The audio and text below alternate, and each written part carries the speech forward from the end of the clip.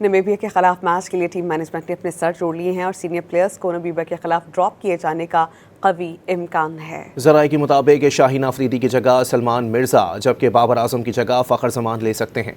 SSC ground की pitch fast bowler के लिए साजगार हुई तो एक इजाफी फास्ट बॉलर को खिलाए जाने का इम्कान है। इस सूरत हाल में शादाब खान या मोहम्मद नवाज की जगह नसीम शाह को शामिल किया जाएगा। हतमी प्लेइंग 11 का फैसला कल होगा।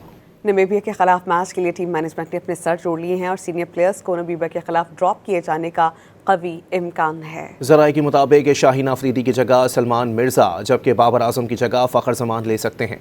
एसएससी ग्राउंड की पिच फास्ट बॉलर के लिए साजगार हुई तो एक इजाफी फास्ट बॉलर को खिलाए जाने का इम्कान है। इस सूरत हाल में शादाब खान या मोहम्मद नवाज की जगह नसीम शाह को शामिल किया जाएगा। हतमी प्लेइंग 11 का फैसला कल होगा।